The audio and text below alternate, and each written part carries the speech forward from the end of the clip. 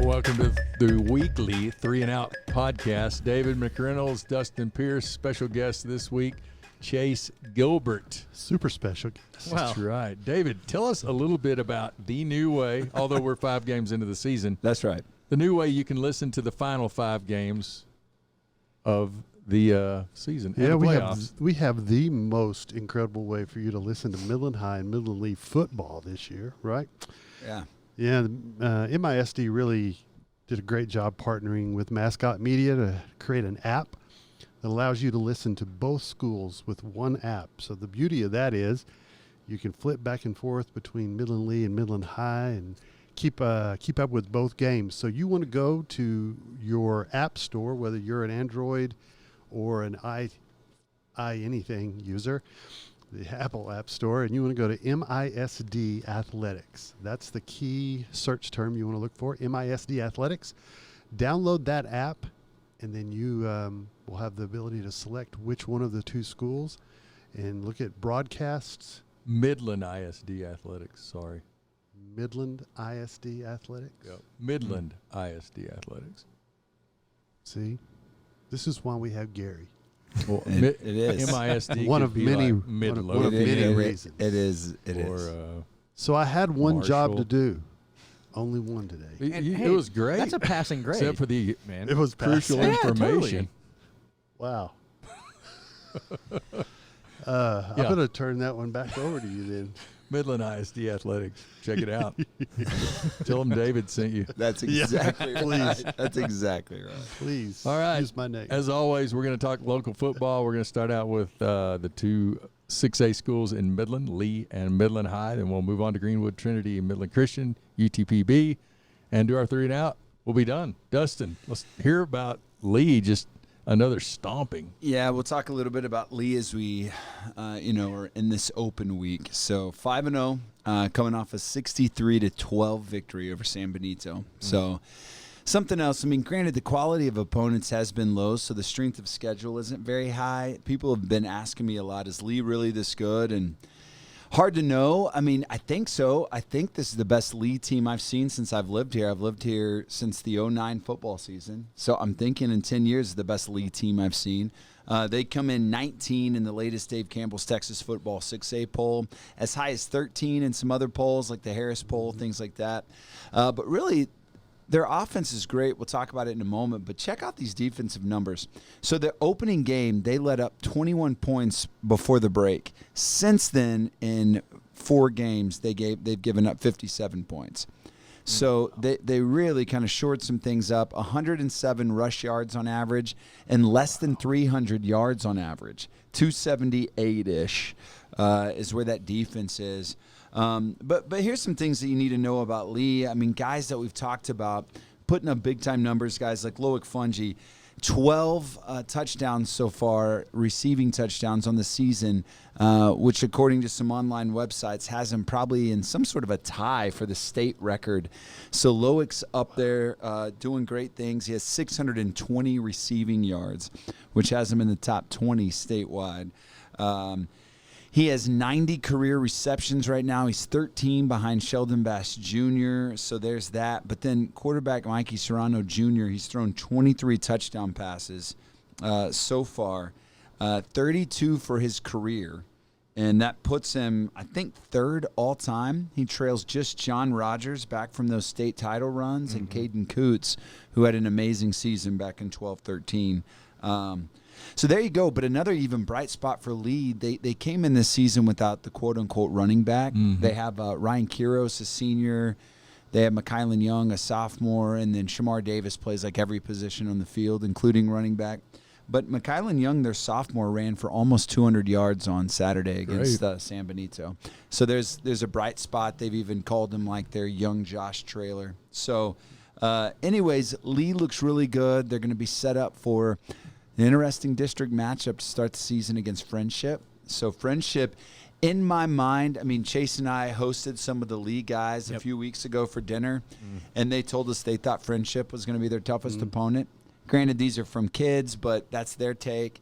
I think Friendship Tascosa, it'll kind of be a toss-up. That being said, that October 11th game should tell us something about the district. But I like Lee's chances to go unbeaten in district and to make a deep playoff run. I do. So Friendship's 4-1. Right. Beat Canyon Randall Right. 35-10 up there. As is Tascosa's 4-1. So and that was a Canyon Randall team that was Midland High had a tough time with. Right. Yeah. Those are going to be those. To me, those are the top 3 teams: Lee, Friendship, Tascosa. I think Permian probably rounds it out. I don't think Permian's better than Friendship, but we'll see. It's hard to know at this point in the game. But anyways, talk to us about your So we your went first down 5. to the coolness of Harlingen, Texas, where the heat index was 10 to 11 degrees warmer than the temperature, which was in the mid-90s. Yeah, it was so hot that Harlingen didn't even put on their uniforms for warm-up. They were really shorts didn't. and Wow. T-shirts. Shorts and T-shirts. So they're used to that. And, so Midland High took one on the chin, 49-13. We jump out to a 6-0 lead after they missed a 31-yard field goal. We went for 2, didn't make it. And then there were some crazy things happening. We hold, we get the ball. We hold, we fumble the punt. They get the ball. They have a turnover. We get the ball. We snap it over the quarterback's head, 20 yards. They get the ball. And then once that happened, you could tell it might have been a combination of the heat, but it was also and the humidity and a combination of young players that get down on themselves and just can't pick themselves up. Yeah, I didn't say anything at the game, but as soon as we went for 2 on that opening touchdown and they didn't get that conversion, it was almost like that defeated them early in the game, and they never recovered after that fact. They really never put anything together in the game. It was right at the end of the game that they scored their final touchdown too. So the rest of the game was it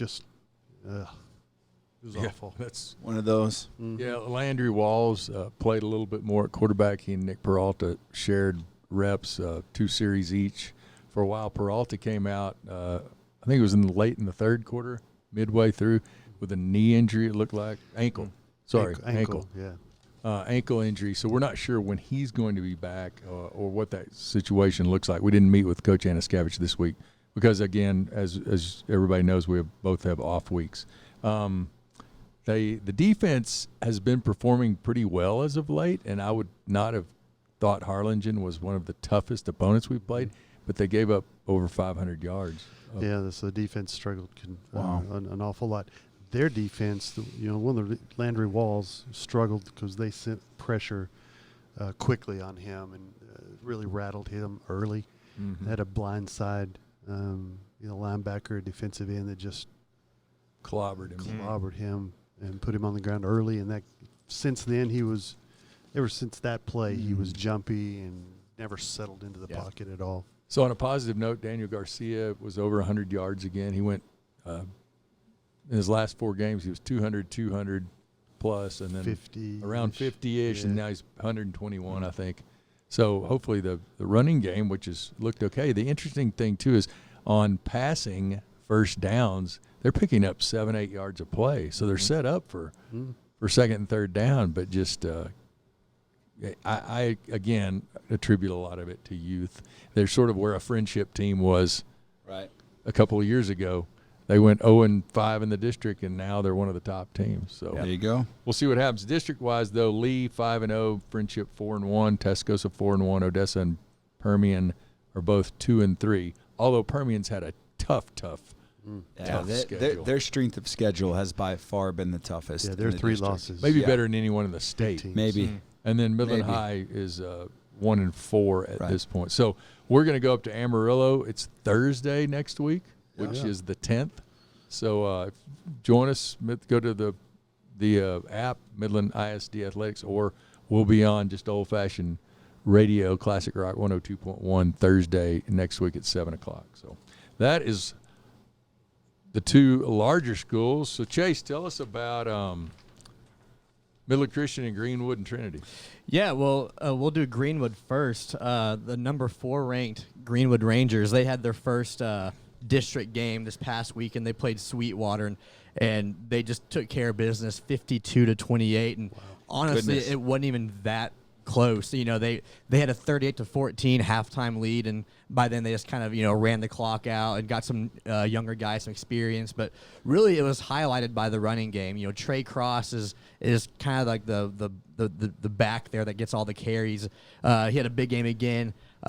Over 300 yards rushing this past week. Nice. Trey's good. And for the team total, they had 458 yards of rushing. One game.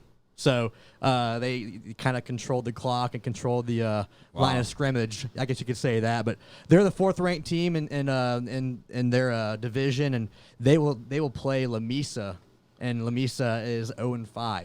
Yeah. So it might be another one-sided, lopsided Greenwood victory, but they've looked sharp so far, and again, last week was no exception. By that running game was really what's kind of driving that bus right now, and same with Midland Christian. They blanked their rival Fort Worth Christian 43-0 this past weekend. So a little bit different style, but MCS really the past 2 games have outscored them 92-0. Good grief. The past 2 weeks. So it's been an offensive explosion and a defensive just stranglehold. But different style. They're more of a passing and running balance attack. Greenwood is just, they'll ground and pound you all day long. But both teams having success early. I did see in the paper today, in the newspaper here locally, that Riggs McDonald's out. He's the senior quarterback over there, ACL. So they have 2 sophomores. But both of those guys, River, I can't remember his last name, but he's been playing. Rodriguez. Yeah, Rodriguez. River Rodriguez has been getting a ton of snaps as a sophomore. So that's good to know. I didn't know that, but that's good to know. And that's a good point you bring that up, because they will travel to San Antonio Cornerstone, who's 5-0 on the season, and that's their next game. And they're 5-0, but they've also beaten some really solid. They beat Dallas Bishop. They beat Dallas Bishop. Fort Worth Christian as well. So teams that are actually in the hunt for a district contention, they've beaten all those teams, and so that would be a good game to watch as MCS travels to Cornerstone for a big district game. And then to round it out with Trinity, again they won. It was a thrilling type game. The first 2 with Greenwood and MCS, not so much. It was one-sided. Trinity, they won 34-20, and it was more of like a comeback type of victory. And so really the defense kind of I guess settled in after halftime. They didn't score another point after the 3rd and 4th quarters, and so Trinity Chargers as well. They're off to a good start. They're number 3. That's a low-scoring in their division. Yeah, 34-20. 6-man football game. That's right. But so they will go on to Wichita Christian this week, and they'll play them. And actually, I think that got canceled. That is. I'm sorry. You're right. So that is what is their next They game? play Balmorhea. Okay, yeah, you're right. And Balmorhea is a perennial powerhouse in 6-man, having gone to the state finals like 2 of the last 3 years. So good games to watch coming up with MCS and with Trinity. Yeah. They're kind of playing some teams that you might think might wrestle them with the division, the district crown. So things to keep an eye on for sure. Great. Thank you. All right, Dustin, you have some UTPB news?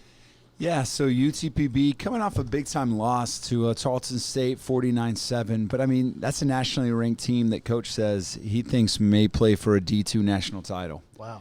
So they lost 49-7. I'll talk more about Tarleton here in a little bit. But Chris Hode, 19 tackles. He has 421 tackles on the year.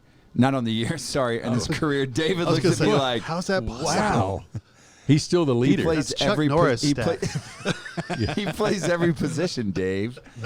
I meant on the season, and that's noteworthy because he leads all levels. D1, 2, 3, he leads all levels in tackles. In career. For a career stats. And he has 7 games left. That's right. That's right. So, another guy to highlight, though, Keegan Gray also plays linebacker. He's from Andrews, and Coach loves him, says he's as good as they get. Passionate, energetic, puts it all on the line. A lot of family from Andrews comes to our games, and so he loves that local connection they have. They've got Western New Mexico coming up on the road this week, a team that averages 417 a game. Tough team to defend, big size, strong, disciplined. Going to try to get a road win in Lone Star Conference play. UTPB is 2-2 on the year. All right. Let's move on to our 3 and out.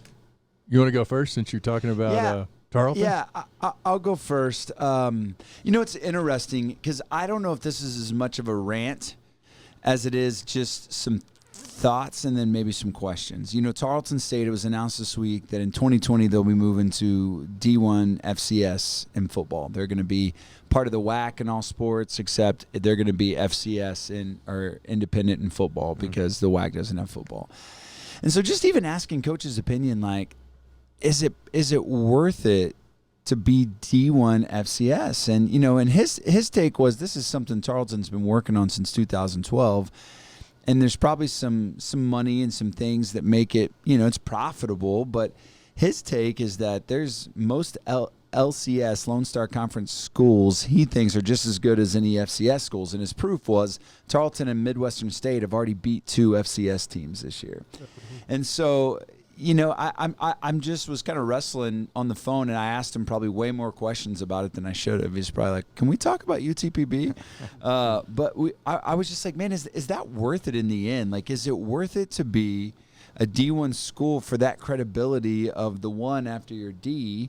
Because coaches tell me about this facility they're building here in Midland or Odessa that's going to be the best D2 training facility in the country. Really? He thinks. And then not to mention, he thinks it's going to be on par with a bunch of D1 facilities.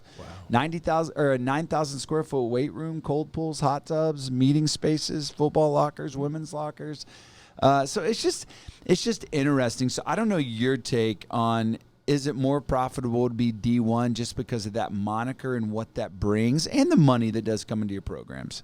I'd love to hear your thoughts. Well, it's a good question because I think what we're getting at is the money worth a lot of the potential losses that might come with playing these bigger schools, right? And so I hear what you're saying, and maybe in the end money wins out, but it'd be hard to really sell that program if you're going 1-10 every year. I guess a good test case is ACU. ACU is in the Lone Star Conference, and they went D1. Now they're in the Southland Conference, and they're okay. They're having big new stadium, lots of new, money. They get lots more money, more publicity. So it's just interesting. So for me, it's more of a wrestle. Like, does it come with more scholarships? D1 have a different scholarship? I do not know. Tier from that's actually something I'd have to Google. I'd have to look into. But I think there's a lot of scholarship differences between D1 and D2. And that may give them access to better athletes. So it'll definitely help recruiting, I think. Yeah, I would think it takes a few years then to ramp But right that up. now, Tarleton State's as good as any D2 program in the country. Coach, Kerrigan thinks that they could win. He thinks they'll at least contend for a national championship in D2 this year. And that's his take. But he also coached there. A lot of the guys that are really big in Tarleton right now, some of their key running back, cornerback, are guys he personally recruited. You know what I mean? So he knows the program better than most outsiders. So that's next year. We'll see how it plays out. That's right. Yeah. All right. I'm going to talk about a local athlete, Bryce Hoppel. Midland High grad, finished 4th at the World Championships. Awesome. Over in Doha, Qatar, or Qatar as some people say. 4th in the world in the 800 meters. It's just incredible to have someone from Midland. His dad's a great guy. He's the GM of the Rockhounds, Monty. Had a late charge down the final stretch. He was in 7th. Had his personal best time ever, 1:44.25 seconds in the 800. I don't think I could get halfway around the track once in that amount of time. But he's coming off an amazing year. He's at Kansas. He just went pro after 3 years there, won the national titles in the indoor and the outdoor 800 his junior year, and had a winning streak of 21 consecutive races. So he was 3rd at the U.S. Track and Field Championships in July. And so his goal, make the Olympics. So congrats to Bryce Hoppel. And kudos as you pursue that Olympic dream. That would be awesome to have another Olympic athlete from Midland. Yeah, it looks like Bryce is still improving. He's young and getting better. To his best at 144. And he was 145. I think he shaved almost a second off. It's amazing. Of his personal best. So congrats to Bryce. We'll see what happens. All right, David. Hey, my update for you all is just a quick Heisman Watch update. The top 5 did not change, so you're still looking at Jalen Hurts and Tua, Joe Burrow, Justin Fields from Ohio State, and Jonathan Taylor. But the new entry into the top 10 is Chuba Hubbard. Chuba Hubbard. You know, Oklahoma we were State. talking about the got- 300 yards rushing from the league. He had 296 yards rushing as a quarterback. Who Wow. did they As play? a running back. He's a quarterback, though. Chuba Hubbard, is he a quarterback? Running back. They Yeah, say that's QB on the actually Heisman. that's. Oh, yeah, that's- they messed that up because he's clearly a tailback. Well, good. I was trying to figure out how a quarterback did that. Yeah. No, I he's didn't clearly a watch the game. tailback. But you know, if you even put, I have a buddy who's a sportscaster out in Tulsa, and he put Chuba Hubbard's numbers up so far next to Barry Sanders' numbers back then. back then, and they're pretty Wow. close. Chuba just has a lot more carries than Barry did, Mhm. but numbers-wise, beyond the carry side, pretty close. So it's interesting. You know, his center's from Midland Christian, right? Johnny Wilson. Oh yeah, Yeah. Mm-hmm. So you know Johnny. I do know Johnny. that's who he runs behind. Good so guy. another Midlander making it. Making the way for a. That's right. Heisman. Making the name. So who's okay? What's the final? What's the end of the top 10? So the reason I think that's notable is because he jumped ahead of your Sam. Ellinger. And he had a week off, Very true. which is Yeah. weird. And Very also true. he jumped. Ahead of Jake Fromm. He had a week off, so that's really sort of bogus, I Yeah, think. so we'll see what happens. This next week will tell us an awful lot. Yeah, some as good things games. settle in some more. Jake Fromm has the best Twitter handle ever. What is it? Jake from State Fromm. That's funny. That's pretty. That good. is funny. I like is that. good. Jake from State Fromm. Just All right, saying. there you have it. 3 and out. Chase Gilbert, Dustin Pearce, Dave McReynolds. I'm Gary Gray. Next week, don't forget Thursday night. Listen to the app, Midland ISD Athletics. David and I will be in Amarillo calling the Midland High game against Tascosa Friday night. Friendship comes in to play the Rebels. Looking for them to go 6-0. Fun. That's it for 3 and out. Hope you Yeah. enjoyed it. We'll catch you next week. See you.